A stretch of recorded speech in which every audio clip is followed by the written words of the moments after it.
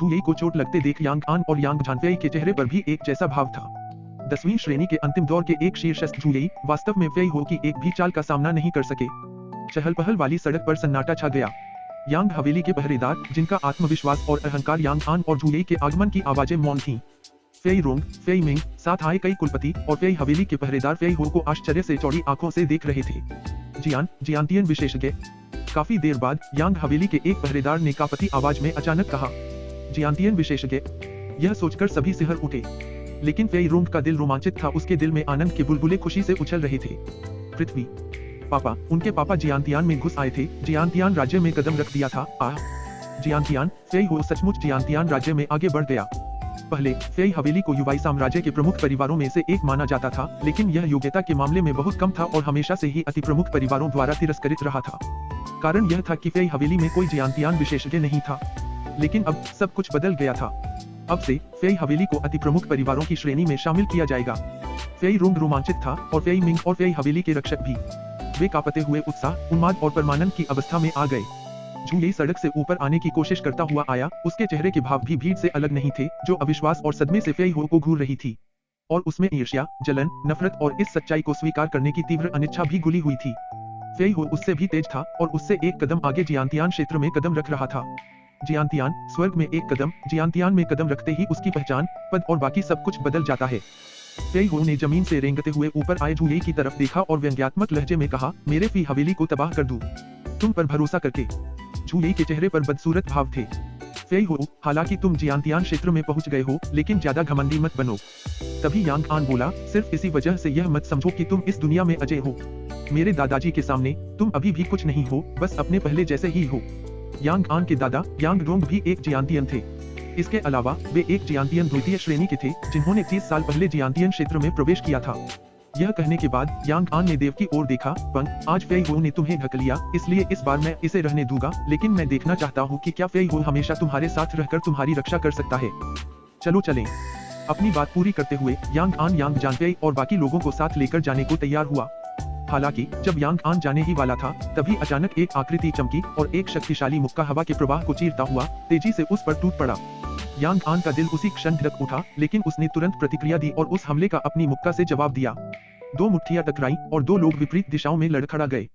जब यांग आन ने हमलावर का चेहरा देखा, तो उसके चेहरे पर सदमा साफ दिखाई दे रहा था। उसे यकीन ही नहीं हो रहा था कि हमलावर देव था। यांग आन ही नहीं, झूयी, यांग हवेली के दूसरे विशेषज्ञ और भीड़ भी दंग रह गई। उनका ध्यान देव पर केंद्रित हो गया। फेई रोंग और फी मिंग को एक और चौंकाने वाला आश्चर्य हुआ। उस टक्कर में उन्हें लगा कि शियाओलोंग यांग आन के बराबर है। बराबर, न कमजोर न ज्यादा ताकतवर। यांग आन युवाई साम्राज्य का नंबर 1 राक्षसी प्रतिभाशाली व्यक्ति था, जो इस उम्र में 9वें क्रम के शिखर पर पहुंच गया था और वह 10वें क्रम में आधा कदम आगे था, जबकि देव सिर्फ 15-16 साल का लड़का था। युवाई साम्राज्य का नंबर 1 राक्षसी प्रतिभाशाली व्यक्ति, देव ने उदासीन चेहरा दिखाया, मेरी राय में बस इतना ही। यांग आन का चेहरा गुस्से से लाल और बैंगनी हो गया और उसकी आंखों से क्रोध की चिंगारी निकल रही थी। वरिष्ठ युवा गुरु झूयी कुछ कहने के लिए यांग आन के पास गया, लेकिन यांग आन ने उसे बेरहमी से धकेल दिया। वह चिल्लाया, तुम सब मेरे लिए दूर भागो। जो कोई भी मुझे रोकने की हिम्मत करेगा, मैं उसे मार डालूंगा। तुरंत उसके शरीर से चमकदार रोशनी और युद्ध की हुई कूद पड़ी और उसके पीछे एक विशालकाय शेर प्रकट हुआ। ग्रेड 12 मार्शल स्पिरिट, दहाड़ता आकाश देवता शेर। दहाड़ता आकाश देवता शेर मार्शल स्पिरिट शेर कुल मार्शल स्पिरिट में एक कुलीन था और यह मार्शल हाउटियन के डार्क नेदर लायन से कम 2 महत्वपूर्ण ग्रेड ऊपर था। जब दहाड़ता आकाश देवता शेर प्रकट हुआ, तो वह जोरदार गर्जना के साथ आकाश की ओर बढ़ा और हवा तेज हो गई, बादल गिर आए और बिजली आसमान को चीर गई। पिताजी, हम क्या करें? फेई रोंग फेई हो के पीछे आया और सम्मानपूर्वक पूछा, यह संकेत देते हुए कि क्या उन्हें आगे बढ़ना चाहिए।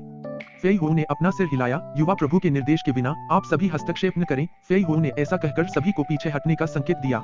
यांग आन ने अपने गरजते आकाश देवता सिंह को पुकारा। भीड़ के विस्मय, सदमे और विस्मय से भरे चेहरों को भांपते हुए उसने उच्च वर्ग का व्यवहार प्रदर्शित किया और दोनों हाथ पीछे बांधे और छाती फुलाए खड़ा रहा। यांग आन ने गर्व से देव की ओर देखा, यह मत कहो कि मैंने तुम्हें मौका नहीं दिया, अपनी मार्शल स्पिरिट को पुकारो।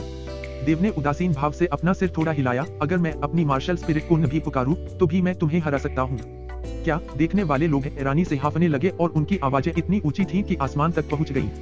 उन्हें लगा कि शियाओलोंग बहुत ज्यादा शेखी बघाड़ रहा था। दहाड़ते आकाश देवता सिंह मार्शल स्पिरिट को पुकारने के बाद 10वीं श्रेणी का एक प्रारंभिक विशेषज्ञ भी यांग आन का विरोधी नहीं था। इसके अलावा उनमें से अधिकांश को लगा कि यांग आन पहले वाले मुकाबले के लिए तैयार नहीं था, क्योंकि देव ने चुपके से हमला किया था। केवल इसी वजह से देव यांग आन के साथ बराबरी का मुकाबला कर पाया। यह सुनकर यांग आन का क्रोध भड़क उठा और दहाड़ते आकाश देव सिंह ने एक जोरदार गर्जना की और एक चमकदार रोशनी चमक उठी, जिससे यांग आन की आत्मा पलक झपकते ही रूपांतरित हो गई। आत्मा परिवर्तन के बाद यांग आन का भौतिक शरीर 1/3 बढ़ गया और उसके काले बाल चमकीले सुनहरे रंग में बदल गए, बिल्कुल एक क्रोधित सिंह की छवि। जैसे ही यांग आन की आत्मा रूपांतरित हुई, वह देव की ओर झपटा, लेकिन उसकी चाल लड़खड़ाती और अस्थिर थी, मानो कोई नशे में हो। फिर भी उसके हर कदम के साथ उसके शरीर से निकलने वाली चमकदार रोशनी एक वृत्त में बड़ी होती जा रही थी और साथ ही आसपास की हवा जोर से चीख रही थी। कैसर सिंह का कदम। यह यांग आन की युद्ध प्रिय आत्मा की जन्मजात क्षमता थी। कैसर शेर का कदम। हर कदम अंतरिक्ष की शक्ति को प्रेरित करता था, जिसके परिणामस्वरूप गुरुत्वाकर्षण बढ़ता था और हर कदम अतिव्यापी भारी गुरुत्वाकर्षण को बढ़ाता था। अंत में टकराते समय प्रतिद्वंद्वी को ऐसा लगता था जैसे कोई पूरा पहाड़ उनके ऊपर गिर पड़ा हो। जब यांग आन ने 15वां कदम रखा तो शक्तिशाली गुरुत्वाकर्षण बल के कारण भीड़ दहशत में पीछे हट गई, जबकि उसी गली की दुकानें और इमारतें हिल गईं, टूट गईं और मलबे में तब्दील होकर जमीन पर गिर गईं। कुछ दूरी पर फेई रोंग तनावग्रस्त चेहरे से देख रहा था। वह अभी 10वें क्रम को तोड़कर आगे बढ़ा था, लेकिन यांग आन की मार्शल स्पिरिट क्षमता के सामने वह नुकसान में पड़ सकता था। इस बिंदु पर यांग आन देव से 3 मीटर की परिधि के बाहर पहुंच गया। उसने एक और कदम आगे बढ़ाया, लेकिन यह देव की छाती पर निशाना साधते हुए एक छिपी हुई लात थी और वहां खड़े हुए देव ने ऐसा अभिनय किया जैसे यांग आन की हरकत इतनी तेज थी कि वह उसका अनुसरण या प्रतिक्रिया नहीं कर सकता था। वह बस वहीं खड़ा रहा। जब सभी को लगा कि देव यांग आन के गुरुत्वाकर्षण प्रभाव से उड़ जाएगा, हुआंग शियाओलोंग, जो अब तक स्थिर खड़ा था, अचानक सटीक प्रहार करने लगा। मुट्ठी गिराओ। युद्ध क्यों ऊंट पड़ी और ऊर्जाएं एक दूसरे पर चढ़ गईं, जैसे विशाल लहरों का ज्वार आगे बढ़ रहा हो। धमाका। एक बहरा कर देने वाला धमाका हुआ। यांग आन को एक कदम पीछे धकेला गया, लेकिन देव 6 कदम पीछे हट गया। उस क्षण मानो समय थम सा गया हो। अनगिनत आंखें आश्चर्य से चौड़ी होकर देव को घूर रही थीं। उसने वास्तव में सीधे प्रहार झेला था। यांग आन के पूरे बल के प्रहार को देव ने अपनी मार्शल स्पिरिट को बुलाए बिना ही झेल लिया। हालांकि देव यांग आन से 5 कदम ज्यादा पीछे हट गया, लेकिन इस बात पर जोर देना जरूरी है कि शियाओलोंग ने अपनी मार्शल स्पिरिट को नहीं बुलाया और उसने अपनी मार्शल स्पिरिट की क्षमता का इस्तेमाल नहीं किया। यांग आन के चेहरे पर एक भद्दा भाव था और वह बेहद उदास था। अपना हमला जारी रखते हुए यांग आन ने अपना दाहिना हाथ ऊपर उठाया और एक ऐसी हरकत की जो सबको अजीब लगी। उसका दाहिना हाथ धीरे धीरे हवा में एक वृत्त बनाता हुआ चला और जब दोनों सिरे आपस में जुड़े तो उसकी पूरी दाहिनी बांह की आस्तीन टुकड़ों में बिखर गई, जिससे एक मांसल बांह दिखाई दी जो एक चमकदार सुनहरी रोशनी में लिपटी हुई थी। उसकी बाहों पर उभरी हुई हरी नसें सुनहरे केंचुओं जैसी लग रही थीं, फिर भी उनसे एक निरंकुश आभा निकल रही थी। देवराज का अकेला हाथ का मुक्का। यांग आन का दाहिना हाथ देव की ओर तेजी से बढ़ा। जब यांग आन का दाहिना हाथ हमला कर रहा था तो उसका बाकी शरीर 1 इंच भी नहीं हिला। एक विशाल मुक्का इतनी तेजी से हवा में भेदा कि 10वें क्रम का विशेषज्ञ फेई रोंग भी उसकी दिशा का पता नहीं लगा सका। देव ने देखा कि बड़ी मुट्ठी का निशान उसकी ओर आ रहा था और असुर के ब्लेड पहले से ही उसके हाथों में थे। उसके तीखे ब्लेड बाहर निकल आए। ब्लेड की अनगिनत किरणें निकलीं और 2 प्रचंड वायु चक्रवातों में बदल गईं, जिनसे नरक से चीखे और चीखें निकल रही थीं। दोनों चक्रवात यांग आन से आ रहे मुट्ठी के निशान से टकराए और विरोधी को धूल में मिला दिया। नरक के तूफान को खत्म करने के बाद देव उछला और हवा में ही असुर के ब्लेड यांग आन पर फिर से टूट पड़े। इस बार ब्लेड की अनगिनत किरणें एक तूफान में बदल गई और गड़गड़ाहट ने यांग आन को भयभीत कर दिया और वह डर के मारे पीछे हट गया। हालांकि उसे सबसे ज्यादा डर उन अनगिनत ब्लेडों से आ रही बारिश की बूंदों से लगा। रोशनियां सचमुच उसका पीछा कर रही थीं। यांग आन बार बार पीछे हट रहा था। जैसे ही वह पीछे हट रहा था, उसके हाथ में एक लंबी तलवार दिखाई दी और उसने वार किया। एक विशाल तलवार की छवि बारिश के ब्लेडों में धंस गई और दर्शकों की नजरों में यांग आन की तलवार का वार ब्लेडों की बारिश वाले क्षेत्र में प्रवेश करते ही बिखर गया। यांग आन पीछे की ओर बढ़ता रहा, हर कदम पर अपनी लंबी तलवार घुमाता रहा और 1 दर्जन से ज्यादा तलवारों के वार के बाद ब्लेडों का तूफान आखिरकार थम गया। यह परिणाम देखकर यांग आन राहत की सांस लेने ही वाला था कि उसकी नजर हवा में तेजी से घूमते हुए देव पर पड़ी। एक के बाद एक बिजली जमीन पर गिरी। छोटे छोटे बाढ़ के ड्रैगन में बदल गए, जिन्होंने उस क्षेत्र को निगल लिया और सड़कों पर विनाश का माहौल फैल गया। यांग आन ने बाढ़ के ड्रैगन के झुंड को अपनी ओर आते देखकर भयभीत होकर देखा। उसने जल्दी से अपनी तलवार लहराई, लेकिन बिजली के ड्रैगन ने उसे तेजी से अपनी चपेट में ले लिया, यहाँ तक कि यांग आन की तलवार की रोशनी का इस्तेमाल करके उस तक तेजी से पहुंचने की कोशिश की। समय पर बच न पाने के कारण यांग आन बिजली के ड्रैगन से टकरा गया और उसका शरीर कांप उठा, लड़खड़ाकर संतुलन खो बैठा। उसकी छाती पर जहाँ बिजली का सबसे ज्यादा असर था, वहाँ एक काला दाग दिखाई दिया। स्तब्ध होकर एक और बिजली के ड्रैगन ने यांग आन पर हमला किया। भयभीत यांग आन ने बचने की कोशिश की और कामयाब भी रहा, लेकिन अलग अलग कोनों से हुए 2 हमलों ने उसे अंधा कर दिया। 2 बार मारे जाने पर यांग आन एक दर्दनाक चीख निकालने से खुद को नहीं रोक सका। हालांकि हमले लगातार होते रहे। उस क्षण में कई बिजली के ड्रैगन ने अपना निशाना साधा और यांग आन उड़ गया, सड़क पर इमारतों से टकराकर। वे इमारतें खंडहर में तब्दील हो गईं। सबसे बड़े युवा गुरु, बड़े भाई झुंगेई और यांग हवेली के बाकी विशेषज्ञ घबरा गए और यांग आन की तरफ दौड़ना ही चाहते थे कि तभी एक ताड़ का निशान इतनी तेजी से उनकी तरफ बढ़ा कि पहाड़ों को गिरा दिया और समुद्र को उलट दिया, जिससे झुंगेई और बाकी विशेषज्ञों का रास्ता रुक गया। झू ने मुड़कर देखा तो पाया कि वह फेई हो था। फेई हो, तुम, झू चिढ़ गया। यह उन दोनों के बीच की लड़ाई है, किसी को भी दखल देने की इजाजत नहीं है, फेई हो ने उपहास किया। झू चिंता के मारे लगभग गुस्से से भर गया, लेकिन वह अच्छी तरह जानता था कि अगर फेई हो उन्हें रोकने के लिए झुकता भी है, तो अपनी पूरी ताकत के साथ भी वे फेई हो की रक्षा को नहीं तोड़ सकते। इस समय देव के पैर धीरे से सड़क पर पड़े, जबकि यांग आन धीरे धीरे खड़े होने के लिए संघर्ष कर रहा था। यांग आन को देखकर देव को मानना पड़ा कि यांग आन, जिसके पास 12वीं कक्षा की सर्वोच्च मार्शल स्पिरिट थी, वास्तव में एक मजबूत रक्षा थी। सामान्य परिस्थितियों में 10वीं श्रेणी की मार्शल स्पिरिट वाले विशेषज्ञ भी उसकी प्रचुर बिजली की अवस्था से प्रभावित होने के बाद मुश्किल से ही दोबारा खड़े हो पाते थे। सफलतापूर्वक खड़े होकर यांग आन जोर जोर से चीखा और उसकी आंखें खून से लाल हो गईं जब उसने देव को खतरनाक नजरों से देखा।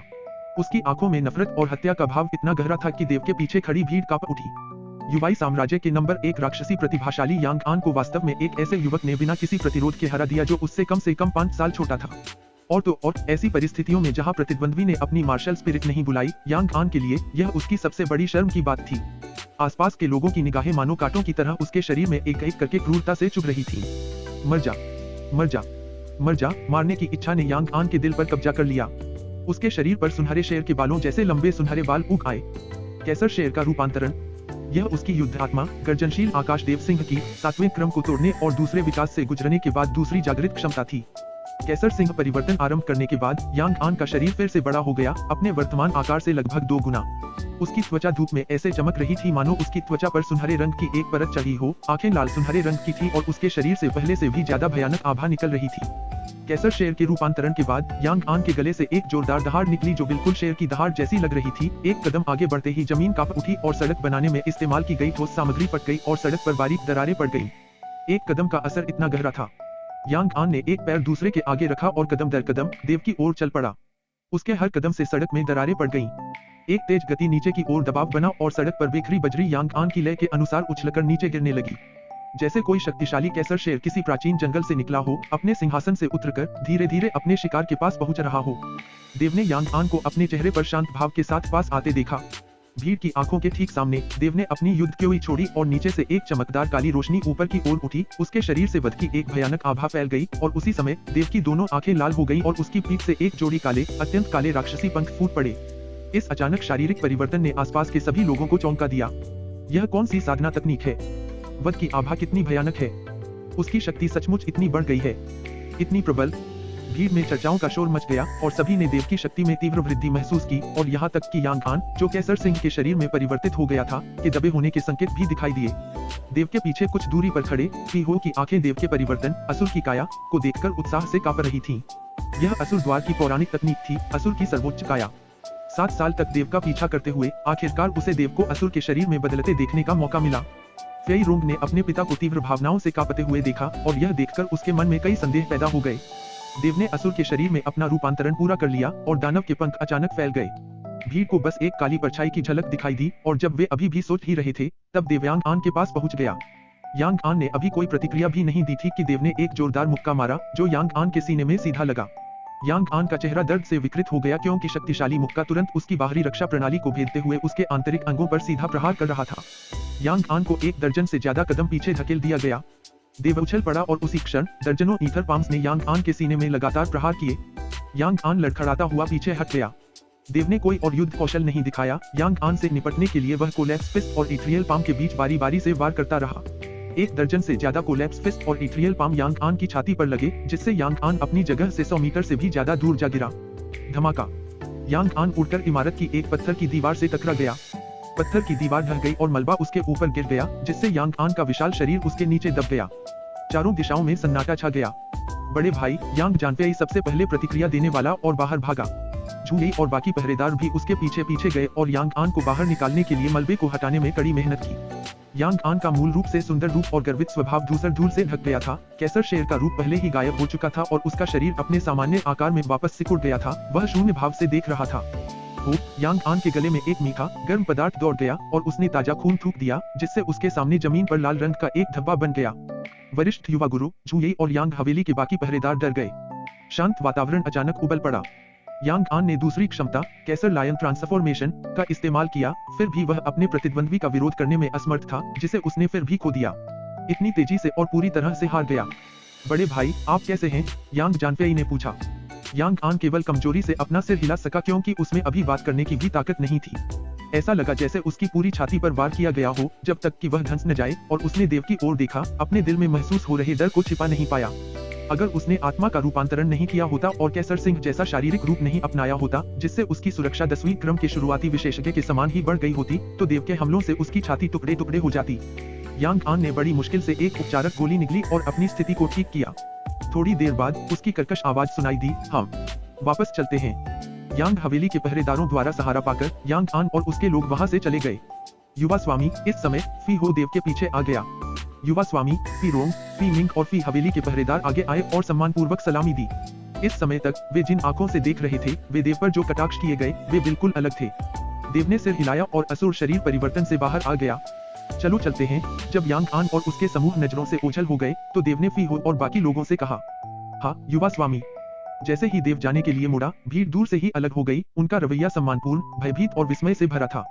देव के 1000 वर्चुअल स्ट्रीट से जाने के कुछ ही देर बाद यह संदेश कि देव ने यांग आन को हरा दिया है, शाही शहर में फैल गया, सड़कों पर सुनामी की तरह फैल गया। यांग आन को वास्तव में लगभग 15-16 साल के दिखने वाले एक युवक ने हराया था। 16? मैंने सुना है कि वह व्यक्ति केवल 13 साल का है। 13? मुझे लगता है कि वह शायद केवल 5 या 6 साल का होगा। चर्चाएं और भी बढ़ गईं और ज्यादा आक्रामक और गर्म होती गईं और दूर दूर तक फैल गईं। उसी समय फेई हो के जियांतियन राज्य में आगे बढ़ने की खबर भी फैल गई, जिससे राज्य में फेई हवेली का स्थान तुरंत ऊंचा हो गया और देव के प्रभाव के कारण फेई हवेली जनता की नजरों में रहस्यमयी हो गई। फेई हवेली में वापस आकर फेई हो ने फेई रोंग और फेई मिंग को अपने कमरे में इकट्ठा किया। फेई मिंग, आपकी चोटें कैसी हैं? फेई हो ने अपने पोते की ओर देखा और हल्की सी मुस्कान के साथ पूछा। फेई मिंग ने तुरंत उत्तर दिया, दादाजी, पोते की चोटें लगभग ठीक हो गई हैं। फेई हो ने आश्वस्त होकर सिर हिलाया। पिताजी, आपके जियांतियन राज्य में आगे बढ़ने की खबर फैल गई है। अभी अभी हमें सुपर परिवारों द्वारा भेजे गए बधाई उपहार मिले हैं। फेई रोंग यह कहते हुए कान से कान तक मुस्कुरा रहा था। जब फी मिंग की शादी की घोषणा हुई तो उन सुपर परिवारों ने कुछ भी जाहिर नहीं किया, लेकिन अब जब हाल ही में लौटे फी हो के जियांतियन क्षेत्र में प्रवेश करने की खबर फैली तो 7-8 सुपर परिवारों ने बधाई संदेश भेज दिए। इससे फी रोंग बहुत खुश हुआ। मैं इतनी जल्दी जियांतियन क्षेत्र में प्रवेश कर पाया, इसके लिए युवा स्वामी का शुक्रिया। तभी फी हो बोला। युवा स्वामी, फी रोंग और फी मिंग दोनों अवाक रह गए। फी हो ने सहमति में सिर हिलाया, यह सही है। यह सब युवा स्वामी द्वारा मुझे दी गई एक साधना तकनीक की बदौलत है, जिससे मैं कम से कम समय में जियांतियन क्षेत्र में प्रवेश कर पाया। आप दोनों को याद रखना चाहिए कि फी हवेली में जो कुछ भी है वह युवा स्वामी द्वारा लाया गया है। फी रोंग और फी मिंग दोनों ने स्वीकृति में सिर हिलाया। पिताजी, उस युवा स्वामी की पहचान क्या है? फेई रोंग अपने मन में उठ रहे संदेह और जिज्ञासा को दबा नहीं सका। फेई हो के चेहरे पर अचानक कठोरता छा गई। युवा स्वामी की पहचान ऐसी चीज नहीं है जिसके बारे में आप अटकलें लगा सकें। अगर युवा स्वामी इसकी इजाजत दें तो मैं आपको भविष्य में बताऊंगा, समझ रहे हैं न? फेई हो की चेतावनी सुनकर फेई रोंग और फेई मिंग सिहर उठे और उन्होंने तुरंत श्रद्धा से सिर हिला दिया। इस समय देविकांत प्रांगण में प्रचुर बिजली की अवस्था का अभ्यास कर रहा था। यांग आन के साथ युद्ध के बाद इस चाल की उसकी समझ काफी गहरी हो गई थी। कुछ समय तक अपनी तलवारबाजी का अभ्यास करने के बाद शियाओलोंग ने लिंगलोंग खजाना शिवालय में प्रवेश किया, एक अग्नि ड्रैगन मोती निगल लिया और असुर रणनीति का अभ्यास जारी रखा। युवाई साम्राज्य की इन महीनों की यात्रा ने देव को और निखारा और वह पहले से ही 9वें क्रम का मध्यवर्ग बन चुका था। जब जियाओलोंग यांग हवेली में लिंगलोंग ट्रेजर पैगोडा के अंदर अभ्यास कर रहा था तो यांग जेंग का चेहरा भयानक रूप से उदास हो गया जब उसने देखा कि उसके बेटे यांग आन को परिवार के पहरेदार वापस ला रहे हैं। पिताजी, हम इस मामले को बिना कुछ किए नहीं छोड़ सकते, यांग झानफेई ने जोर से कहा। यांग जेन की आवाज गंभीर थी, जाहिर है हम इसे ऐसे ही नहीं जाने देंगे, लेकिन तुम्हारे दादाजी अभी भी बंद कमरे में अभ्यास कर रहे हैं। चलो 2 दिन इंतजार करते हैं, जब तुम्हारे दादाजी बाहर आएंगे तब हम फेई हवेली जाएंगे। उस समय मैं चाहता हूँ कि फेई हवेली की शादी अंतिम संस्कार में बदल जाए। 2 दिन तेजी से बीत गए और देवलिंगलोंग खजाना शिवालय के स्थान से अभ्यास से बाहर आ गया। 9वें क्रम के मध्य में आगे बढ़ते हुए उसके शरीर में युद्ध क्योई ने लगातार उसके मांसपेशियों, स्नायुबंधन और त्वचा को तृप्त किया। स्वर्ण लिंगलोंग शरीर साधना तकनीक के साथ देव की बाहरी सुरक्षा एक पुराने गाय के चमड़े से भी अधिक मजबूत थी। उसकी स्नायुबंधन बहुत लचीली थी, काफी लंबाई तक फैली हुई थी और वे भयानक विस्फोटक शक्ति के साथ फटने में सक्षम थी। लिंगलोंग खजाना शिवालय से बाहर आकर देवफेई हवेली के हॉल की ओर चल पड़ा। रास्ते में उसे देखने वाले नौकर और पहरेदार उसे सम्मानपूर्वक सलाम करते हुए उसे युवा स्वामी कहकर पुकारते। कुछ सुंदर दासियां उसे सलाम करते समय शर्मा गईं। आज फेई मिंग की शादी का दिन था और ऊपर से नीचे तक फेई हवेली उत्साह और जीवंतता से भरी हुई थी। स्पिरिट मार्शल वर्ल्ड में लाल पटाखे भी फूट रहे थे और इस दिन फी हवेली के मुख्य द्वार पर लगातार पटाखे फूट रहे थे, जिससे एक खुशी के मौके का माहौल और भी जीवंत हो गया। जब शियाओलोंग मुख्य हॉल में दाखिल हुआ तो फी रोंग, फी मिंग और अतिथि कुलपति एक सौहार्दपूर्ण माहौल में बातचीत कर रहे थे। जब उन्होंने देव को अंदर आते देखा तो फी रोंग, फी मिंग और कुलपति डर और घबराहट से घबराकर अपनी सीटों से तुरंत उठ खड़े हुए, मानो उनके नितंबों के नीचे जलते हुए कोयले हों। नमस्कार युवा स्वामी, फी रोंग और फी मिंग जल्दी से सलामी देने के लिए दौड़े। कुलपतियों का समूह भी उनके पीछे पीछे शानदार मुस्कान बिखेर रहा था। युवा स्वामी हुआंग, नमस्ते। देव ने सिर हिलाकर पूछा, फी हो कहाँ है? जब उसने फी हो की आकृति उनके बीच नहीं देखी। फेई रोंग ने एक कदम आगे बढ़कर तेजी से जवाब दिया, पिताजी भीतरी आंगन में हैं। अगर युवा स्वामी पिता को ढूंढ रहे हैं तो मैं अंदर जाकर पिता को बुला लूंगा। जरूरत नहीं है, मैं खुद जाकर उन्हें ढूंढ लूंगा। देव ने हाथ हिलाया और मुख्य हॉल से बाहर चला गया। देव के मुख्य हॉल से बाहर जाने के बाद सभी के चेहरे पर राहत की लहर दौड़ गई, खासकर पिता पुत्र फेई रोंग और फेई मिंग के माथे पर पसीने की एक परत साफ दिखाई दे रही थी। जब फेई हवेली इस अवसर की खुशी में झूम रही थी, यांग हवेली के एकांत गुप्त कक्ष में एक स्पष्ट गुनगुनाहट गूंजी और एक छाया प्रवेश द्वार से बाहर निकली जो पागलों की तरह हंस रही थी। एक तेज सांस ने पूरे यांग हवेली को घेर लिया, जिससे अंदर मौजूद सभी लोग डर गए। यांग जेंग और यांग भानफेई जो गुप्त कक्ष के बाहर इंतजार कर रहे थे, खुशी से झूम उठे। पिताजी, दादाजी पुकारते हुए दोनों तेजी से उस व्यक्ति के सामने पहुंचे। गुप्त कक्ष से बाहर आने वाला व्यक्ति कोई और नहीं बल्कि यांग आन का दादा यांग डोंग था, एक जियांतियन द्वितीय श्रेणी का व्यक्ति। यांग डोंग के पैर जमीन पर पड़े, उसकी नजर आसपास घूमी और उसने पूछा, अनर कहाँ है? मैं अनर को क्यों नहीं देख पा रहा हूँ? यांग जेंग और यांग झानफेई पिता और पुत्र झिझके। क्या बात है? यांग डोंग ने मुंह बनाया। पिताजी, यांग आन को पीटा गया है और वह बुरी तरह घायल है। अभी वह बिस्तर पर है और इस वजह से वह बंद कमरे में अभ्यास से बाहर आने वाले पिता का स्वागत नहीं कर पा रहा है। यांग जेंग आगे बढ़ा और समझाया। क्या? यांग डोंग के शरीर से एक तेज रोशनी चमकी, जैसे ही उसकी भयानक आभा आकाश में फैल गई और उसकी आंखों में क्रूरता चमक उठी। वह कौन था जिसने यह किया? ये फेई हवेली के लोग थे। यांग जानफेई बीच में ही बोल पड़ा। फेई हवेली? क्या फेई हो है? क्या वो लौट आया है? यांग डोंग ने पूछा। यांग डोंग की राय में फेई हवेली के बारे में फेई हो ही एकमात्र ऐसा व्यक्ति था जो यांग आन को चोट पहुंचा सकता था। यांग जेंग ने सिर हिलाया। फेई हो सचमुच लौट आया है, लेकिन वो फेई हो नहीं था, बल्कि वो हुआंग उपनाम वाला एक बच्चा था, लगभग 15-16 साल का। फेई हो उसके साथ वापस आया। हुआंग उपनाम वाला एक बच्चा? यांग डोंग दंग रह गया और अप्रत्याशित रूप से बोला, 16 साल से ज्यादा उम्र का नहीं, इतने कम उम्र के किसी ने यांग आन को हरा दिया। यांग जेंग ने सिर हिलाया। हाँ, और अजीब बात यह है कि फेई हो ने इस बच्चे को यंग लॉर्ड कहा था। और हाँ पिताजी, फेई हो जियांतियन क्षेत्र में घुस गया है। ओह, वो जियांतियन क्षेत्र में घुस गया? फिर से यह यांग डोंग की उम्मीद से परे था, तो वह पहले ही जियांतियन क्षेत्र में आगे बढ़ चुका था। कोई आश्चर्य नहीं कि उसने मेरे इस यांग डोंग के पोते को चोट पहुंचाने की हिम्मत की। क्या तुम मेरे यांग हवेली को सिर्फ इसलिए नजरअंदाज नहीं कर रहे क्योंकि तुम अब जियांतियन हो? अगर मुझे ठीक से याद है तो आज फेई हो के पोते की शादी का दिन है ना? हाँ पिताजी, यांग जेंग ने इसकी पुष्टि की। चलो चलें। तुम दोनों मेरे साथ फेई हवेली चलो, हम उन्हें एक बड़ा तोहफा भेज रहे हैं। यांग जेंग और यांग झानफेई रोमांचित थे और यह उनके चेहरों पर साफ दिख रहा था। पिताजी के नेतृत्व में इस बार फेई हो जरूर मरेगा। यांग जेंग मन ही मन हंसा। इस प्रकार यांग डोंग के नेतृत्व में यांग हवेली से लोगों का एक विशाल समूह गरिमापूर्ण ढंग से फेई हवेली की ओर चल पड़ा। प्रस्थान करने से पहले यांग डोंग अपने पोते यांग आन से मिलने के लिए हरे चढ़ने की यात्रा पर गए।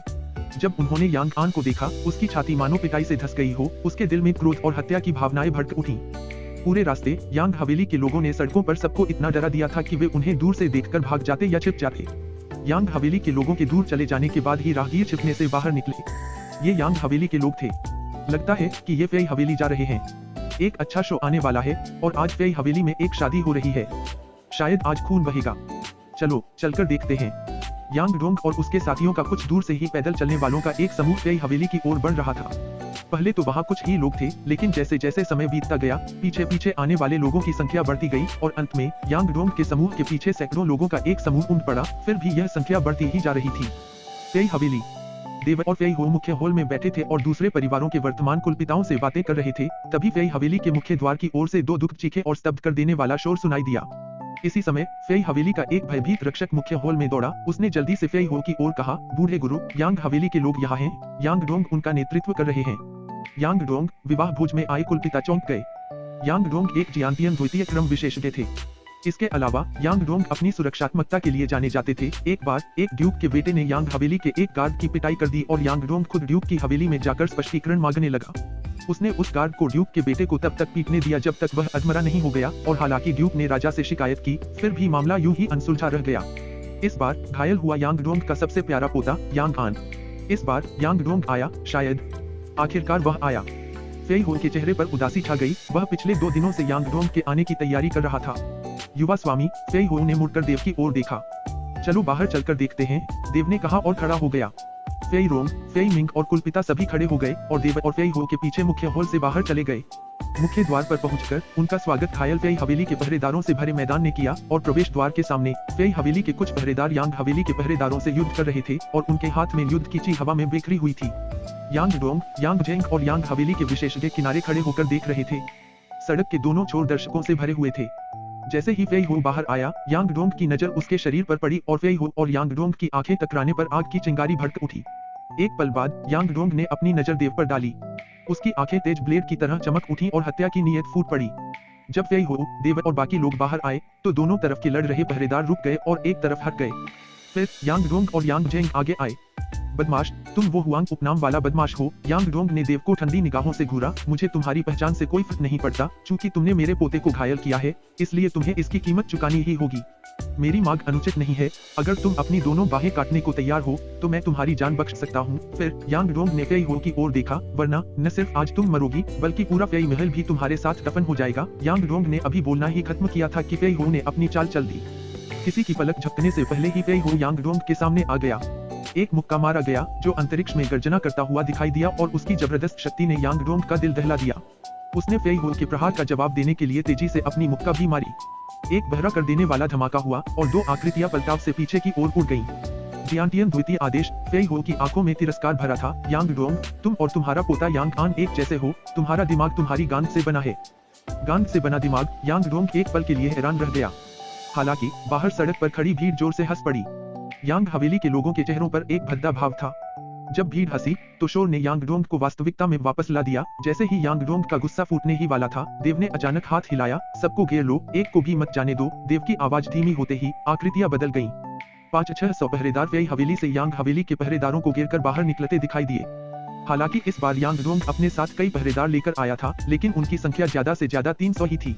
उसकी राय में अपनी जियांटियन द्वितीय क्रम की ताकत के बल पर वह अकेले ही पूरे फेई हवेली को तहस-नहस कर सकता था। इससे कोई फर्क नहीं पड़ता था कि फेई हो जियांटियन क्षेत्र में घुस आया था या नहीं, क्योंकि फेई हो उसका विरोधी नहीं था। लेकिन अभी अभी जो मुक्का मारा, मानो फेई हो की ताकत ही है। मेरे लिए मार डालो। यांग डोंग ने फेई हवेली के पहरेदारों के घेरे को घूरा और गुस्से से चिल्लाया। फिर जैसे ही उसने अपनी मार्शल आत्मा को पुकारा, उसके शरीर से एक चमकदार रोशनी फूट पड़ी। यांग डोंग की मार्शल आत्मा दरअसल एक विशाल काली बोतल थी। यह काली बोतल 1 दर्जन मीटर से भी ज्यादा ऊंची थी और ऊपर से नीचे तक यह पूरी तरह काली थी, सिवाय कुछ अजीब लाल रंग के रूनिक पैटर्न के जो भयावह रूप से चमक रहे थे, जिससे एक भयानक भूतिया एहसास हो रहा था। यांग डोंग की मार्शल आत्मा के साकार होते ही उसकी आत्मा में तुरंत परिवर्तन आ गया। उसकी त्वचा की सतह उसकी मार्शल आत्मा की काली बोतल की तरह काली हो गई, मानो उस पर काले रंग की एक परत चढ़ी हो, और साथ ही उसके चारों ओर काला कोहरा नाचने लगा, जिससे यांग डोंग काले कोहरे के पदार्थ के अंदर छिप गया। यांग डोंग अगले ही पल चमककर फेई हो के सामने प्रकट हो गया। घने काले कोहरे से एक काली भुजा अचानक निकली और फेई हो की छाती पर निशाना साधा। हालांकि फेई हो तैयार था।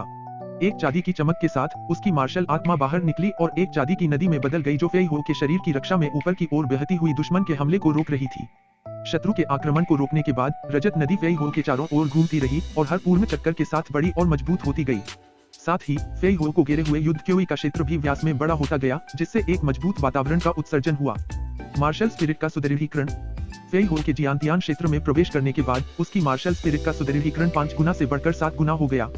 मार्शल स्पिरिट के सुदृढ़ीकरण के बाद फेई हो की शक्ति में आए अंतर को महसूस करते हुए यांग डोंग का चेहरा अचानक बदल गया। उसकी रक्षा कर रहा घना काला कोहरा अचानक फैल गया, क्रोधित काले बादलों की तरह घूमता हुआ एक ऐसी आभा उत्सर्जित कर रहा था जिसने दिलों की धड़कन बढ़ा दी।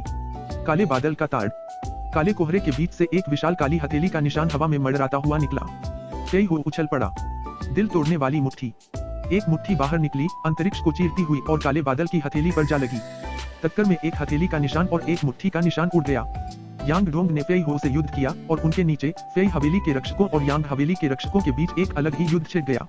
फेई रोंग बनाम यांग जेंग, फेई मिंग बनाम यांग झानफेई।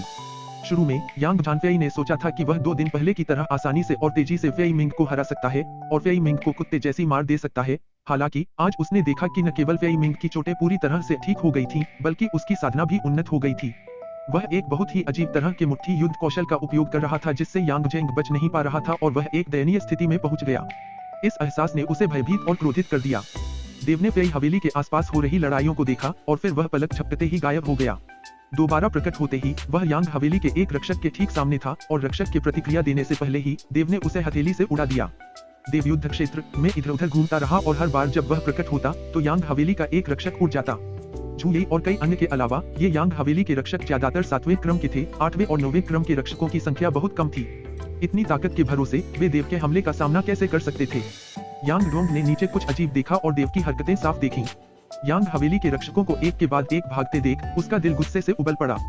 सौभाग्य से फेई हो ने उसे रोक दिया और उसे इस समय देव से निपटने का कोई मौका नहीं मिल रहा था। जैसे जैसे फेई हो के साथ लड़ाई आगे बढ़ी, यांग डोंग और भी ज्यादा चिंतित और डरा हुआ होता गया। फेई हो सिर्फ एक जियांटियन प्रथम श्रेणी का सैनिक था, लेकिन उसकी शारीरिक सुरक्षा, शक्ति और युद्ध के स्तर उसके एक जियांटियन द्वितीय श्रेणी के सैनिक से कमतर नहीं थे। और तो और फेई हो की आक्रमण शक्ति को उसकी मार्शल स्पिरिट को मजबूत करने की क्षमता से बढ़ावा मिला और यहाँ तक कि उस पर हावी होने के संकेत भी मिलने लगे थे। यांग हवेली के रक्षकों के एक एक करके गिरते ही समुद्र तट पर लहरों की तरह दुख चीखें सुनाई दी। इस बार आए यांग हवेली के रक्षकों की संख्या ज्यादा नहीं थी और ऊपर से यांग डोंग को फेई हो ने रोक लिया, जिसके परिणाम स्वरूप यांग हवेली के रक्षकों का अंत हुआ। 1 घंटे से भी कम समय में आए 300 गार्डों में से 2/3 घायल हो गए और लगभग 100 गार्ड बेतहाशा प्रतिरोध और बचाव कर रहे थे। यांग जेंग और यांग जानफेई ने अपनी टीम की प्रतिकूल स्थिति को भांप लिया और उनके हाव भाव खराब हो गए। अगर ऐसा ही चलता रहा तो उनके यांग मेंशन के गार्डों का सफाया हो जाएगा। देव ने 30 से ज्यादा यांग मेंशन के गार्डों को भगा दिया और वह यांग जानफेई के सामने पहुंचा, जो फी मिंग से लड़ रहा था। देव को अपने सामने देखकर यांग जानफेई स्तब्ध रह गया। पिताजी, दादाजी, मुझे बचाओ, वह कांपती आवाज में चिल्लाया। यांग जेंग और यांग डोंग ने चीख सुनी और जब वे मुड़े तो उन्होंने देव को यांग जानफेई की छाती पर वार करते देखा। हुआंग उपनाम वाले छोटे कुत्ते, तुम्हारी हिम्मत, यांग डोंग गुस्से से दहाड़ा, अगर तुमने मेरे पोते के एक बाल को भी छूने की हिम्मत की तो मैं तुम्हारे लाखों टुकड़े कर दूंगा। हालांकि देव का हमला उसी क्षण हुआ जब यांग डोंग की आवाज बंद हुई। एक हथेली यांग जानफेई की छाती पर लगी और यांग जानफेई ऐसे चिल्लाया जैसे आसमान गिर रहा हो। यांग जानफेई को लगा कि देव की हथेली ने उसके अंदरूनी अंगों को उलट दिया है और उसने खून से सना हरा पित्त उगल दिया। लाल धब्बे पर कुछ छोटी छोटी गांठें बिखरी हुई दिखाई दे रही थी। उसे समझ नहीं आ रहा था कि ये उसके कुचले हुए जिगर का हिस्सा थे या फेफड़े का। जमीन पर गिरते ही यांग जानफेई दर्द से सिकुड़ गया। यह हथेली देव ने 2 दिन पहले के विपरीत पूरी ताकत से मारी। यांग जानफेई ने न केवल खून उगला बल्कि उसके आंसू भी बह निकले, लगभग उसकी पैंट में पेशाब हो गया। फिर यांग जेंग चिल्लाया और उसका दिल अपने बेटे के लिए रो रहा था। क्रोध से मुट्ठियां भींचकर उसने फी रोंग पर ऐसे प्रहार किया मानो वह उन्मत्त हो गया हो, जिससे फी रोंग पीछे हट गया। वह चमकता हुआ यांग जानफेई के शरीर के पास आ गया। इसी समय जमीन से तेज कंपन आए। सभी ने स्रोत की तलाश की और देखा कि स्टील के कवच पहने सैनिकों की कई टुकड़ियां मजबूत युद्ध के घोड़ों पर सवार होकर फी हवेली की ओर बढ़ रही थीं। युवाई साम्राज्य के शाही नगर रक्षा रक्षक दल के कई हजार सैनिक आखिरकार पहुंच गए। अपने हाथ रोको, नगर रक्षा रक्षक दल पहुंचा और जनरल रैंक का कवच पहने एक अधेड़ उम्र का आदमी चिल्लाया। फी हवेली और यांग हवेली के रक्षक केवल लड़ाई रोककर विपरीत दिशाओं में पीछे हट सकते थे। हवा में ही फी हो और यांग डोंग ने अपना आखिरी हमला किया और नीचे गिर पड़े। ड्यूक यांग डोंग, मार्क्विस फी हो, जनरल जियांग लिंग आगे बढ़े और उन दोनों का अभिवादन किया। चूंकि नगर रक्षा दल आ चुका था, इसलिए यह युद्ध यहीं समाप्त हो सकता था। हालांकि यांग डोंग 1000 बार अनिच्छुक था और उसके दिल में गुस्सा अभी भी उबल रहा था। वह जानता था कि आज और कुछ नहीं किया जा सकता। उसने फी हो और देव को ठंडी निगाहों से घूरा। आज तो मैं तुम दोनों को छोड़ दूंगा, लेकिन अगली बार मैं तुम्हें बिना दफनाए मरने दूंगा। उसने अपनी आस्तीनें फड़फड़ाते हुए चिल्लाया, जाओ। यांग हवेली के लोग जल्दी से उसके पीछे चले गए और शर्मिंदा होकर वहां से चले गए। यह दृश्य देखकर फी हवेली में जयकारे और हंसी की लहर दौड़ गई। बिना दफनाए मरना। देव ने यांग डोंग की पीछे हटती पीठ को घूरा और उपहास किया। यांग डोंग और उनका समूह असहजता से वहां से चला गया, जबकि फी हवेली में उत्सवी शादी का माहौल इस घटना से जरा भी प्रभावित नहीं हुआ, बल्कि यह और भी ज्यादा जीवंत और जोशपूर्ण हो गया। और दोपहर होते होते कुछ सुपर परिवार इस अवसर के लिए उपहार लेकर आए।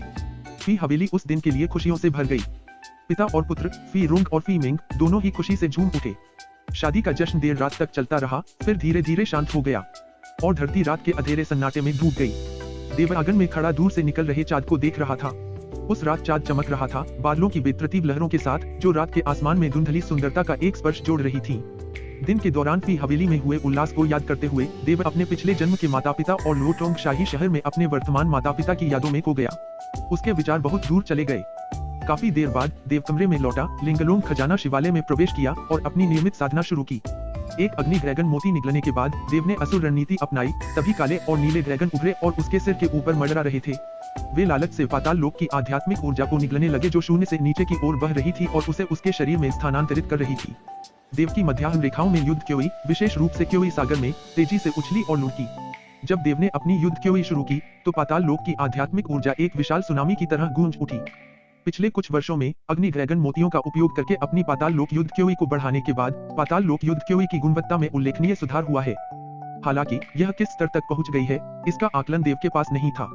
पाताल लोक युद्ध क्योई सागर में एक विशाल काले सागर की तरह एकत्रित हो गई। अग्नि ड्रैगन मोतियों के उपयोग से वर्षों तक प्रवर्धित होने के बाद देव की पाताल लोक युद्ध क्योई शुद्ध काले रंग में बदल गई है।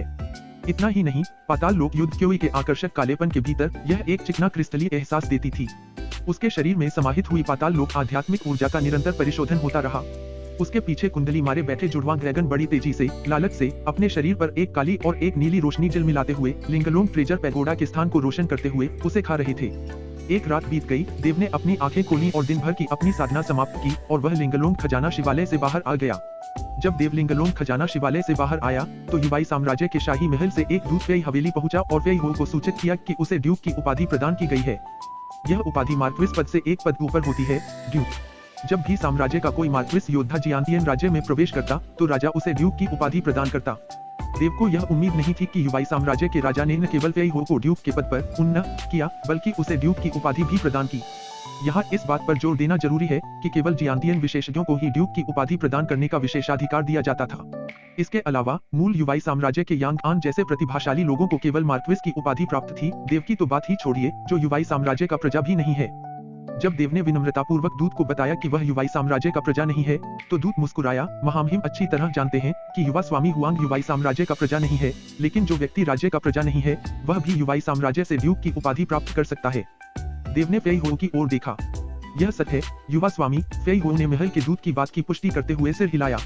उसने सावधानी से कहा, क्योंकि यह महामहिम के अच्छे इरादे हैं तो युवा स्वामी। क्यों नहीं? फेई हो के शब्द यहीं रुक गए। फेई हो के कहने का आशय देव समझ गया।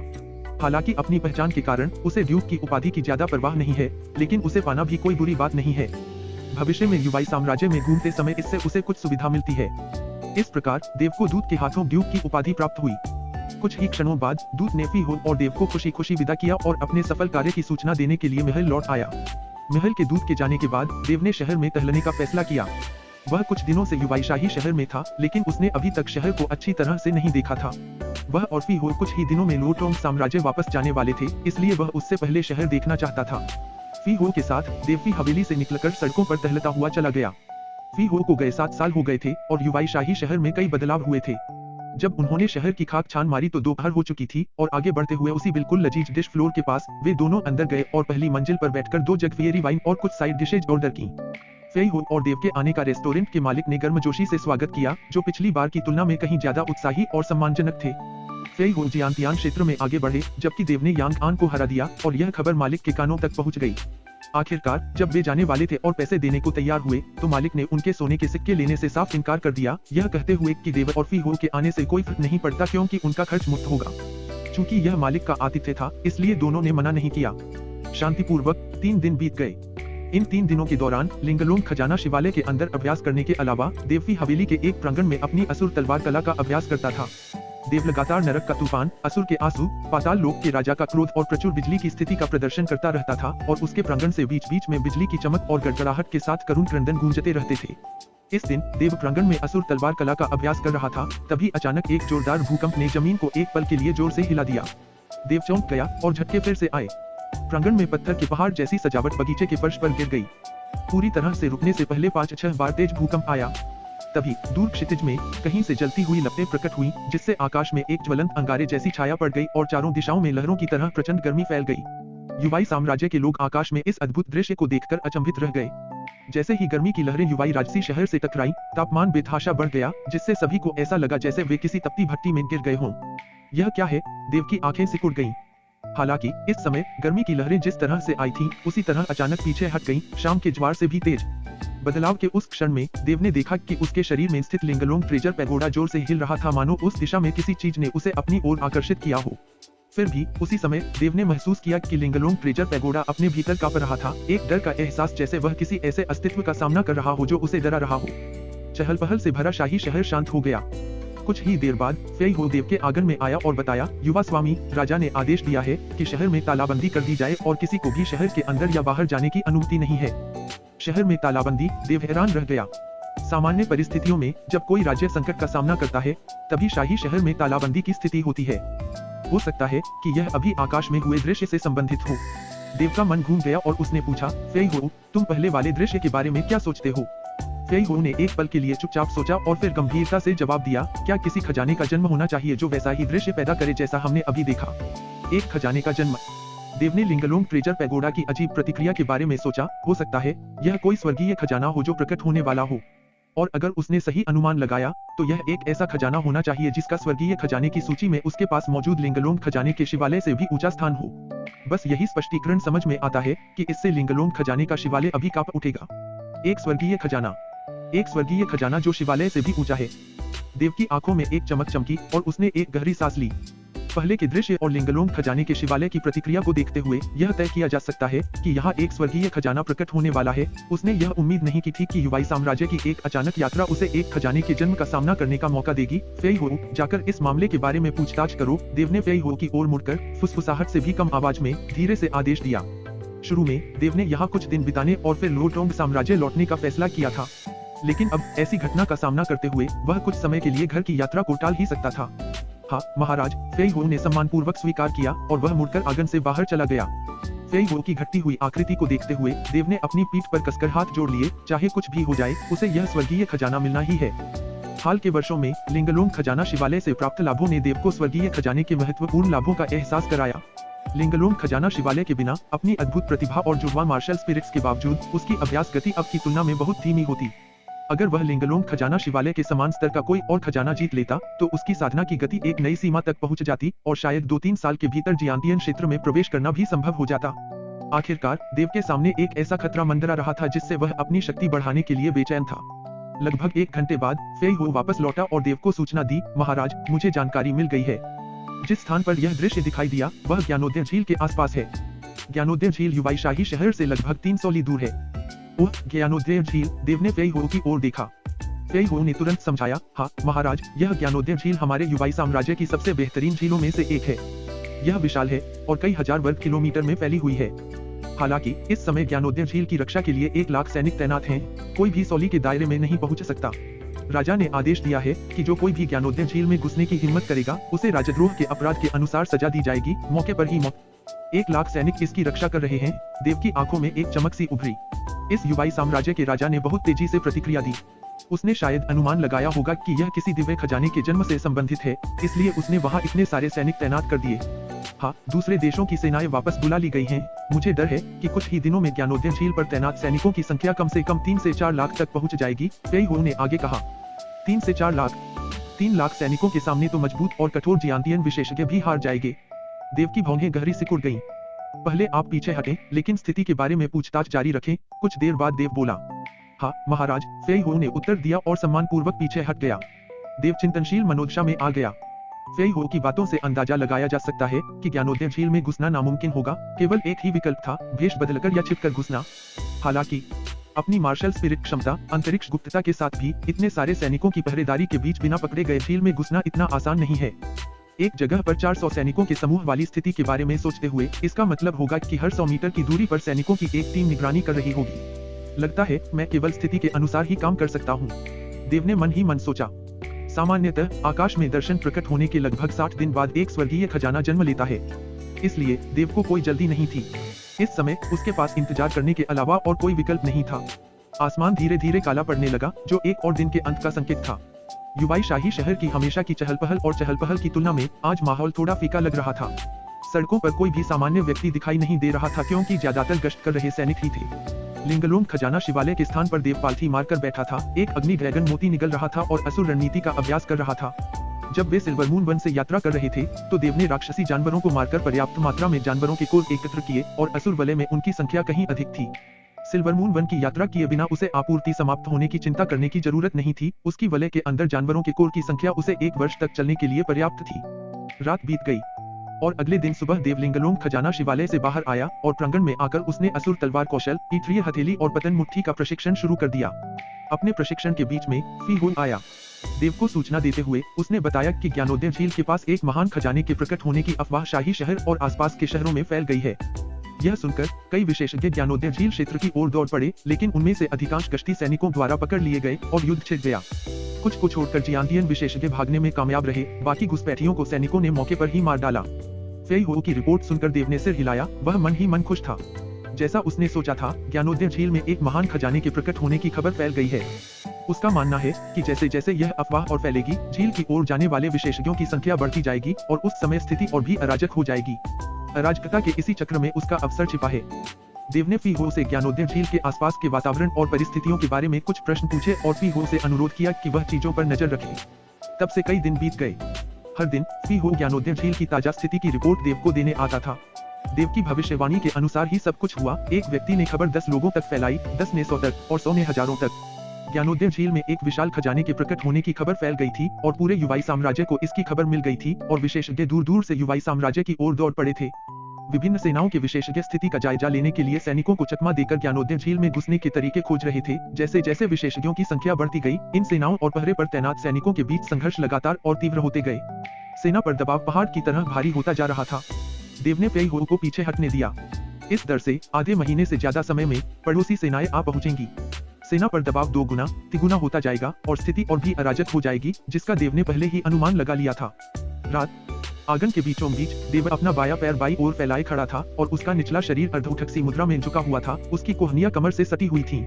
उसकी बाहें सीधी थीं और हथेलियां ऊपर की ओर थीं, मानो उसने कोई बहुत भारी वजन पकड़ रखा हो और थोड़ी देर बाद उसकी कोहनियां सीधी होकर शिथिल हो गईं। देव ने अपनी सांसों को नियंत्रित करते हुए ये क्रियाएं कई बार दोहराई और अदृश्य आध्यात्मिक ऊर्जा उस पर उमड़ पड़ी। जैसे जैसे देव की युद्धची साधना बढ़ती गई, उसका शरीर रूपांतरण शास्त्र प्रशिक्षण 8वें चरण भूभाग पर 3 आरे पर पहुंच गया, या अधिक सटीक रूप से कहा जाए तो 8वें चरण के शिखर पर। वह जल्द ही 9वें चरण नीले ड्रैगन के पंजे फैले हुए में प्रवेश कर सकेगा। देव लगातार एक निश्चित लय में सांस ले रहा था और उसके सिर के ऊपर सफेद कोहरे घूम रहे थे जो एक फूल के आकार में मुड़ रहे थे। ठीक 3।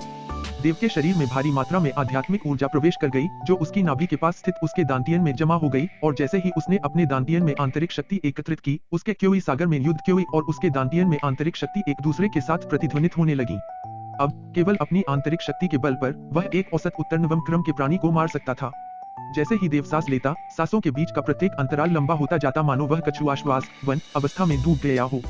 जब देवश्री रूपांतरण शास्त्र के 10वें चरण तक पहुंचता है और आंतरिक शक्ति का उपयोग करके शियांतियन क्षेत्र में प्रवेश करता है, तो वह बिना किसी समस्या के 10 दिन या यहाँ तक कि आधे महीने तक पानी के नीचे रह सकता है।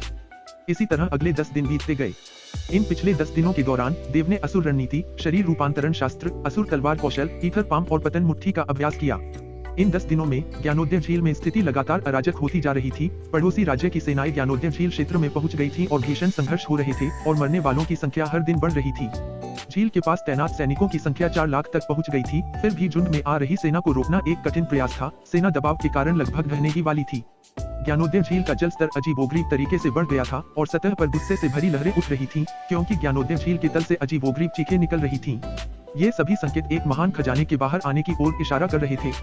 हालांकि मौजूदा अराजक स्थिति में देव को ज्ञानोदय झील तक पहुंचने की कोई जल्दी नहीं थी। वह हर दिन आंगन में अभ्यास करता रहा और देखता रहा कि क्या होता है।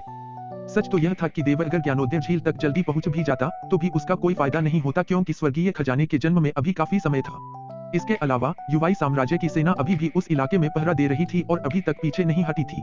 सबसे महत्वपूर्ण बात यह थी कि स्वर्गीय खजाना कोई ऐसी चीज नहीं है जिसे कोई भी अपने वश में कर सके। लिंगलोंग खजाने के शिवालय की तरह शीर्ष 10 स्वर्गीय खजानों में से किसी एक को नियंत्रित करने के लिए 13वीं कक्षा की मार्शल स्पिरिट्स या उससे ऊपर की प्रतिभा वाले लोगों की आवश्यकता होती थी। इसलिए 5 दिन बस यूं ही गुजर गए। 5वें दिन जब देव आंगन में अभ्यास कर रहा था, फेई हो अंदर आया और उसे सूचना दी, महाराज, इस अधीनस्थ को पता चला है कि बाओलोंग साम्राज्य का बड़ा तलवार संप्रदाय यहाँ है। बड़ा तलवार संप्रदाय? देव की आंखों में एक चमक सी आ गई। कौन? फेई हो ने सम्मानपूर्वक उत्तर दिया, यूचेन और लिन जिरेन दोनों यहाँ हैं। वे अपने साथ बड़े तलवार संप्रदाय के कई बुजुर्गों और शिष्यों को लाए हैं। पिछला बड़ा तलवार संप्रदाय प्रमुख लियू वेई के गुरु यूचेन हुआंग कबीले की जागीर में मार्शल हाउतियान द्वारा लियू वेई की हत्या के बाद उनके कनिष्ठ भाई लिन जिरेन ने संप्रदाय प्रमुख का पद संभाला। अप्रत्याशित रूप से वे दोनों यहाँ आ गए। बड़ी तलवार वाले संप्रदाय के अलावा बाओलोंग साम्राज्य के मार्शल निंग परिवार के कुलगुरु निंग वांग भी यहाँ स्वयं उपस्थित हैं। फी हो ने फिर कहा, ओह, मार्शल निंग परिवार के कुलगुरु निंग वांग भी आए हैं। देव ने फी हो की ओर देखा। हाँ, मिग सागर साम्राज्य का बैंगनी वस्त्रधारी तलवार संप्रदाय और उनके संप्रदाय प्रमुख भी कई लोगों को यहाँ लाए हैं। फी हो ने सिर हिलाया, और मिग सागर साम्राज्य का स्पष्ट मिग मंडप भी। फी हो ने पिछले कुछ दिनों में युवाई साम्राज्य की ओर आने वाली सेनाओं और उनकी ताकत के बारे में एक एक करके देव को बताया। बैंगनी वस्त्रधारी तलवार संप्रदाय मिग सागर साम्राज्य का नंबर 1 संप्रदाय। स्पष्ट मिग मंडप मिग सागर साम्राज्य की सबसे बड़ी व्यापारिक शक्ति थी और इसका प्रभाव पूरे मिग सागर साम्राज्य पर फैला हुआ था। उन्होंने पड़ोसी राज्यों में भी स्पष्ट मिग मंडप की कई शाखाएं खोली। लगता है काफी लोग आए हैं। जब फेई हो ने रिपोर्ट करना खत्म किया तो देव के चेहरे पर एक हल्की सी मुस्कान तैर गई। आने वाले कुछ दिनों में ज्ञानोदय झील के आसपास का माहौल और भी ज्यादा जीवंत हो जाएगा। हालांकि वहां कई शक्तिशाली सेनाएं पहुंची थीं। देव चिंतित होने के बजाय खुश था। जैसा कि उसने पहले कहा था, जितनी ज्यादा सेनाएं उतना अच्छा, और जितनी ज्यादा अराजकता उतनी ही बेहतर। जब फेई हो ज्ञानोदय झील में हाल की गतिविधियों के बारे में देव को जानकारी दे रहा था, उसी समय युवाई साम्राज्य के राजा फान जे ज्ञानोदय झील की सुरक्षा के लिए जिम्मेदार आर्मी चीफ मार्शल की रिपोर्ट भी सुन रहे थे और उनके माथे पर तनाव और गहरा होता जा रहा था। महाराज, ज्ञानोदय झील पर और भी सेनाएं पहुंच रही हैं। बाओलोंग साम्राज्य का बड़ा तलवार संप्रदाय, मार्शल लिंग परिवार, नौ फीनिक्स घाटी और बादल सागर साम्राज्य का बैंगनी पोशाक तलवार संप्रदाय, यहाँ तक कि साफ बादल मंडप ने भी किसी को यहाँ भेजा है। और तो और अभी अभी ज्ञानोदय झील की रक्षा कर रही सेना के मुख्य मार्शल चेंग टोंग अपनी रिपोर्ट पूरी करने में हिचकिचाने लगे। बोलो, अभी क्या? फान जे ने गंभीर स्वर में पूछा। अभी अभी बाओलोंग साम्राज्य, बादल सागर साम्राज्य, चार ऋतु साम्राज्य, बड़ा हाथी साम्राज्य, इन राज्यों के कई दूत एकजुट होकर हमारे पास आए और कहा कि अगर हम ज्ञानोदय झील के आसपास तैनात सेना को वापस नहीं बुलाते हैं तो सातों राज्य मिलकर हमारे युवाई साम्राज्य पर हमला कर देंगे। मुख्य मार्शल चेंग टोंग ने ईमानदारी से रिपोर्ट दी। क्या इनकी हिम्मत? ये छोटे छोटे राज्य, अगर मैं इन्हें कुछ रंग न दिखाऊं तो ये आसमान पलटने की हिम्मत कर लेंगे। राजकुमार फान येजे, जो राज सिंहासन पर बैठा था, यह सुनकर आग बबूला हो गया। आमतौर पर ये छोटे छोटे राज्य युवाई राज्य के सामने हमेशा सम्मानजनक मुद्रा में रहते थे। फाड़ने की तो बात ही छोड़िए, ये जोर से सांस लेने की भी हिम्मत नहीं करते। अब इनमें युवाई राज्य के खिलाफ एकजुट होने की हिम्मत है। यह सुनकर युवाई राज्य के राजा फान जे की आंखों में एक तेज चमक चमक उठी, जिससे एक राजा का अदृश्य राजसी व्यवहार झलक रहा था, जिससे चीफ मार्शल चेंग टोंग ने अपना सिर झुका लिया और उनके माथे पर पसीने की बूंदें उभर आई। सेना को ज्ञानोदय झील की रखवाली जारी रखो, लेकिन पीछे हटो और एक दिशा की रखवाली करो और सैन्य प्रतिबंध हटाओ। एक तरफ की रखवाली करो और सैन्य प्रतिबंध हटाओ। चीफ मार्शल चेंग टोंग दंग रह गए। हालांकि सेना वापस नहीं बुलाई गई थी, लेकिन सैन्य प्रतिबंध हटाना ज्ञानोदय झील में विभिन्न सेनाओं को अपनी इच्छानुसार आने जाने की अनुमति देने के बराबर था। यह 7 छोटे राज्यों के साथ एक छद्म समझौता था। शाही पिता, हम सैन्य प्रतिबंध नहीं हटा सकते। राजकुमार फान येजे ने चिंता से आपत्ति जताई। इस बार ज्ञानोदय झील में जो खजाना पैदा हो रहा है वह बहुत संभव है। बस अब और मत कहो। युवाई राजा ने अपने बेटे की बात रोकने के लिए हाथ उठाया और चेंग टोंग से कहा, मैं तुम्हारी मदद के लिए महल से 3 जियांतियन विशेषज्ञ भेजूंगा। चाहे कुछ भी हो जाए, ज्ञानोदय झील का महान खजाना किसी और के हाथ नहीं लग सकता। 3 जियांतियन विशेषज्ञ। चेंग टोंग की आंखें चमक उठी और उन्होंने राजा का आदरपूर्वक अभिवादन किया। हाँ, कृपया निश्चिंत रहे महाराज, मैं महान खजाना जीतने की पूरी कोशिश करूंगा। हाँ, अब जाओ। इसके कुछ ही देर बाद ज्ञानोदय झील के आसपास के सैनिक एक दिशा में पीछे हट गए और सैन्य प्रतिबंध हटने की खबर तेजी से फैल गई। फेई हो को जैसे ही यह खबर मिली, उसने तुरंत देव को इसकी सूचना दी। ओह, सैन्य प्रतिबंध हट गया है। देव इस संदेश से बहुत खुश हुआ। ठीक है महाराज, क्या अब हम ज्ञानोदय झील की ओर चलें? फेई हो ने पूछा। देव गंभीर भाव से बोला, आपके अनुमान के अनुसार ज्ञानोदय झील में यह महान खजाना कब जन्म लेगा? फेई हो यह जानकर दंग रह गया कि देव उससे यह सवाल पूछेगा, और उसने एक पल सोचा और जवाब दिया, शायद अगले 10 दिनों में। देव ने सिर हिलाया। तो फिर हम थोड़ी देर और इंतजार करते हैं। चूंकि सैन्य प्रतिबंध हटा लिया गया था, इसलिए बढ़ती हुई सेनाएं झील में सबसे पहले प्रवेश करने के लिए एक दूसरे से होड़ लगाती थीं, जिससे कुछ सबसे अशांत समय पैदा हो जाता था। इस व्यस्त समय में प्रवेश करना उचित नहीं था। 3 दिन बीत गए। पिछले 3 दिनों में फेई हो के आने और देव को ताजा स्थिति की सूचना देने की आवृत्ति बढ़ गई, यहाँ तक कि दिन में कई बार ज्ञानोदय झील में योद्धाओं की बढ़ती आमद के साथ हितों के टकराव की घटनाएं आम होती जा रही थीं, और सैन्य प्रतिबंध लागू होने के समय की तुलना में लड़ाई और भी क्रूर और तीव्र हो गई थी। वर्तमान स्थिति को खून की नदी कहा जा सकता है। 10वें दिन, जब देव हर रोज की तरह आंगन में असुर तलवार कौशल का अभ्यास कर रहा था, फेई हो गंभीर भाव से अंदर आया। फेई हो के चेहरे पर ध्यान देते हुए देव ने कुछ देर के लिए अपनी गतिविधियां रोक दी। महाराज, मुझे अभी खबर मिली है कि डुआनलिन साम्राज्य ने किसी को भेजा है। देव के सामने रुककर फेई हो ने जानकारी का यह नया टुकड़ा बताया। डुआनलिन साम्राज्य। देव का दिल धड़क उठा। इस खबर से वह बहुत हैरान हुआ। लेकिन डुआनलिन साम्राज्य यहाँ से 10 लाख ली से भी ज्यादा दूर स्थित है। संत क्षेत्र के विशेषज्ञों की गति को देखते हुए भी उनके लिए डुआनलिन साम्राज्य से 1 महीने में युवाई साम्राज्य तक पहुँचना मुश्किल था। इसके बावजूद डुआनलिन साम्राज्य के लोग पहले ही पहुँच चुके थे। क्या हुआ? डुआनलिन साम्राज्य के शाही कबीले ने संत स्तर की अंतरिक्षमय कलाकृति का इस्तेमाल किया था। देव के मन में उठे संदेह को समझते हुए फेई हो ने आगे बताया। संत स्तर की अंतरिक्षमय कलाकृति? देव ने पहली बार ऐसी चीज के बारे में सुना था। फेई हो ने सहमति में सिर हिलाया। हाँ, यह अंतरिक्षमय कलाकृति संत क्षेत्र के विशेषज्ञों द्वारा बनाया गया एक उड़ने वाला उपकरण है। यह अंतरिक्ष में और तेज गति से भी उड़ सकता है। हालांकि पूरे डुआनलिन साम्राज्य में केवल शाही कुल के पास ही एक है। देव ने भौहें सिकोड़ी।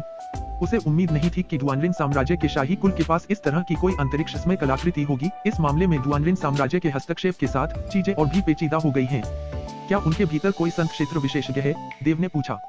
फेई हो ने अपना सिर हिलाया। मुझे अभी भी यकीन नहीं है कि इस समय कोई संत क्षेत्र विशेषज्ञ है या नहीं, लेकिन यह पहले ही पुष्टि हो चुकी है कि डुआनलिन साम्राज्य का दूसरा राजकुमार डुआन वुहेन यहाँ है।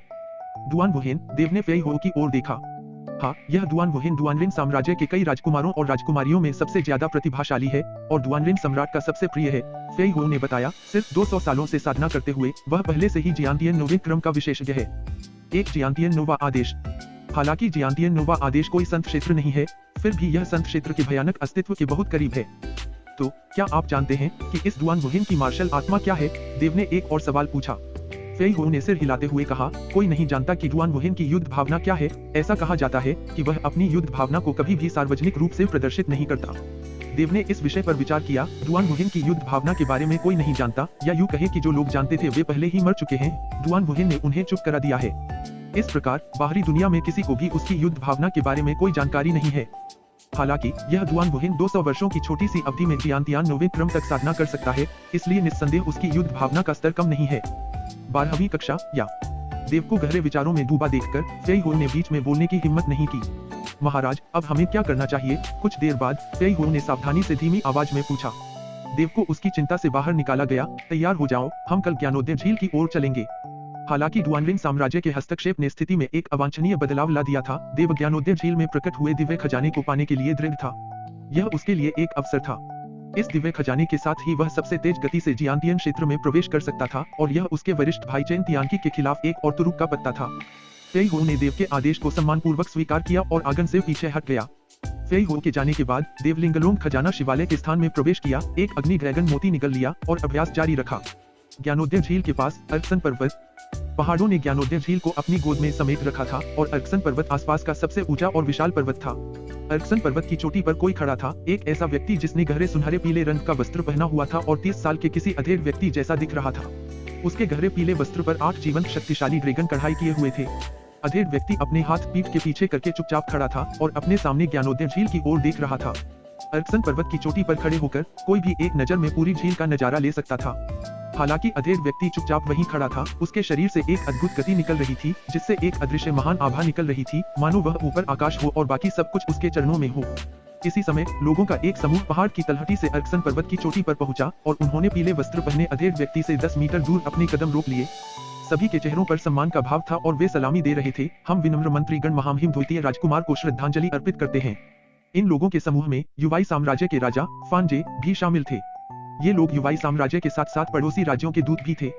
युवाई साम्राज्य, बाओलोंग साम्राज्य और बाकी सभी जिन्होंने डुआनलिन साम्राज्य के प्रति निष्ठा की शपथ ली थी। यही कारण था कि फानजे एक राज्य के राजा होने के बावजूद डुआनलिन साम्राज्य की प्रजा भी थे। जब इस समूह को डुआन वुहेन के ज्ञानोदय झील में आगमन की भनक लगी तो सभी लोग उन्हें श्रद्धांजलि देने के लिए वहां दौड़ पड़े। डुआन वुहेन बस अपने हाथ पीछे जोड़े खड़ा रहा। एक उदासीन आवाज हल्की हवा के साथ बह रही थी, उठो। बहुत बहुत धन्यवाद महामहिम द्वितीय राजकुमार। फानजे और सभी ने सम्मानपूर्वक धन्यवाद दिया और धीरे से उठ खड़े हुए। हालांकि मैं यहाँ ज्ञानोदय झील पर हूँ, फिर भी आप सभी को चिंता करने की कोई जरूरत नहीं है। आने वाले कुछ दिनों में जब महान खजाना प्रकट होगा तो मैं आप सभी को युद्ध में शामिल होने की अनुमति दूंगा, डुआन वुहेन ने घोषणा की। ये शब्द सुनकर समूह के सभी लोग मन ही मन खुश हुए। यही वह प्रश्न था जिसकी उन्हें सबसे ज्यादा चिंता थी। महामहिम द्वितीय राजकुमार, आपका बहुत बहुत धन्यवाद। डुआन वुहेन ने हाथ हिलाया। अब आप सभी जा सकते हैं। जाने के आदेश को स्वीकार करते हुए लोगों का समूह नजरों से ओझल हो गया और पहाड़ से चला गया। जब सभी चले गए तो साम्राज्य से डुआन वुहेन के पीछे आए विशेषज्ञ सुन लियांग उनके पास आए और बोले, महामहिम, आपने उन्हें खजाने के लिए लड़ने की अनुमति दी थी उस समय ना। डुआन वुहेन का स्थिर चेहरा शांत था। तो क्या हुआ अगर मैं उन्हें इसमें अपनी किस्मत आजमाने दूं? क्या तुम्हें लगता है कि स्वर्गीय खजाना ऐसी चीज है जिसे ये जोकर वश में कर सकते हैं? उन्हें थोड़ी सी उम्मीद देना कोई बुरी बात नहीं है। देवताओं के टेम्पलर के शिष्य चयन में अभी 10 साल बाकी हैं। इस ज्ञानोदय झील का स्वर्गीय खजाना सिर्फ मेरा ही हो सकता है। सुन लियांग ने कहा, जब स्वर्गीय खजाना पैदा होगा तो केवल शाही महामहिम ही उसे वश में कर सकते हैं और 10 साल बाद शाही महामहिम निश्चित रूप से देवताओं के टेम्पलर शिष्य के रूप में चुने जाएंगे। डुआन वुहेन ने सिर हिलाया। उसकी आंखें दूर क्षितिज की ओर घूर रही थीं। रात ढलते ही आकाश धीरे धीरे काला होता गया और सुबह होते ही फिर से छिप गया। जब पहली किरण निकली, देव ने अपनी साधना समाप्त की और लिंगलोंग ट्रेजर पैगोडा के स्थान से बाहर निकल गए। 1 महीने का ध्यान फेई हो ने सिर हिलाते हुए कहा, कोई नहीं जानता कि डुआन वुहेन की युद्ध भावना क्या है। ऐसा कहा जाता है कि वह अपनी युद्ध भावना को कभी भी सार्वजनिक रूप से प्रदर्शित नहीं करता। देव ने इस विषय पर विचार किया। डुआन वुहेन की युद्ध भावना के बारे में कोई नहीं जानता, या यूं कहे कि जो लोग जानते थे वे पहले ही मर चुके हैं। डुआन वुहेन ने उन्हें चुप करा दिया है। इस प्रकार बाहरी दुनिया में किसी को भी उसकी युद्ध भावना के बारे में कोई जानकारी नहीं है। हालांकि यह दुआन बुहिन 200 वर्षों की छोटी सी अवधि में जियांतियान 9वें क्रम तक साधना कर सकता है, इसलिए निस्संदेह उसकी युद्ध भावना का स्तर कम नहीं है। 12वीं कक्षा या देव को गहरे विचारों में डूबा देखकर फेई हो ने बीच में बोलने की हिम्मत नहीं की। महाराज, अब हमें क्या करना चाहिए? कुछ देर बाद फेई हो ने सावधानी से धीमी आवाज में पूछा। देव को उसकी चिंता से बाहर निकाला गया। तैयार हो जाओ, हम कल ज्ञानोदय झील की ओर चलेंगे। हालांकि डुआनलिन साम्राज्य के हस्तक्षेप ने स्थिति में एक अवांछनीय बदलाव ला दिया था। देव ज्ञानोदय झील में प्रकट हुए दिव्य खजाने को पाने के लिए दृढ़ था। यह उसके लिए एक अवसर था। इस दिव्य खजाने के साथ ही वह सबसे तेज गति से जियांतियन क्षेत्र में प्रवेश कर सकता था और यह उसके वरिष्ठ भाई चेन तियांकी के खिलाफ एक और तुरुप का पत्ता था। फेई हो ने देव के आदेश को सम्मानपूर्वक स्वीकार किया और आंगन से पीछे हट गया। फेई हो के जाने के बाद देव लिंगलोंग खजाना शिवालय के स्थान में प्रवेश किया, एक अग्नि ड्रैगन मोती निगल लिया और अभ्यास जारी रखा। ज्ञानोदय झील के पास अर्कसन पर्वत। पहाड़ों ने ज्ञानोदय झील को अपनी गोद में समेट रखा था और अर्कसन पर्वत आसपास का सबसे ऊंचा और विशाल पर्वत था। अर्कसन पर्वत की चोटी पर कोई खड़ा था, एक ऐसा व्यक्ति जिसने गहरे सुनहरे पीले रंग का वस्त्र पहना हुआ था और 30 साल के किसी अधेड़ व्यक्ति जैसा दिख रहा था। उसके गहरे पीले वस्त्र पर 8 जीवंत शक्तिशाली ड्रैगन कढ़ाई किए हुए थे। अधेड़ व्यक्ति अपने हाथ पीठ के पीछे करके चुपचाप खड़ा था और अपने सामने ज्ञानोदय झील की ओर देख रहा था।